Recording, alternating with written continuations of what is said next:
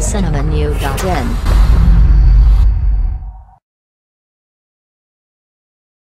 திருவாரூர் மாவட்டம் மன்னார்குடியை சேர்ந்த மருத்துவர் இளைஞருக்கும் ஓய்வு பெற்ற விஓவின் மகள் திவ்யாவுக்கும் கடந்த 2013ஆம் ஆண்டு திருமணம் நடைபெற்றது.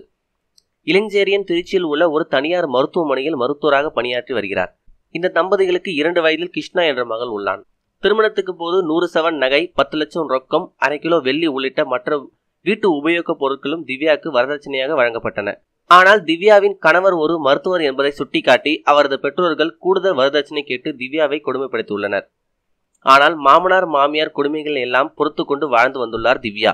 கணவர் திருச்சியில் உள்ள மருத்துவமனைக்கு பணிக்கு சென்றவுடன் அவரது பெற்றோரும் வெளியே சென்றுள்ளனர். வீட்டில் தனியாக குழந்தையுடன் திவ்யா தனியாக இருந்துள்ளார். வெளியே சென்று வீடு திரும்பிய கணவனிடம் பெற்றோர்கள் திவ்யா வீட்டில் மயங்கி கிடந்ததாக கூறி மருத்துவமனையில் அனுமதித்துள்ளனர். அவர் முன்னதாகவே இறந்துவிட்டதாக மருத்துவர்கள் தெரிவித்துள்ளனர். திவ்யாவை வரதட்சணைக்காக கொடுமைப்படுத்தி கொன்றுவிட்டதாக குற்றம் சாட்டி திவ்யாவின் உறவினர்கள் சாலை மறியலில் ஈடுபட்டனர். இதையடுத்து திவ்யாவின் உடல் பிரேத பரிசோதனை செய்யப்பட்டது. அதன்படி இதற்கு முன்பு திவ்யாவின் முகத்தில் இரத்த காயம் இருப்பது கண்டுபிடிக்கப்பட்டது. வரதட்சணை தடுப்பு சட்டம் உள்ளிட்ட சில பிரிவுகளின் வழக்கு பதிவு செய்து திவ்யாவின் கணவர், அவரது பெற்றோர் ஆகியோரை போலீசார் கைது செய்துள்ளனர். 100 சவரன் நகை, 10 லட்சம் ரொக்கம் ஆகியவற்றை வரதட்சணையாக பெற்றும் கூட மேலும் வரதட்சணை கேட்டு கொடுமைப்படுத்தியதோடு பெண்ணை கொலை செய்த சம்பவம் பெரும் அதிர்ச்சியை ஏற்படுத்தியுள்ளது. மேலும் இதுபோல செய்திகளுக்கு லைக் மற்றும் சப்ஸ்கிரைப் செய்யவும்.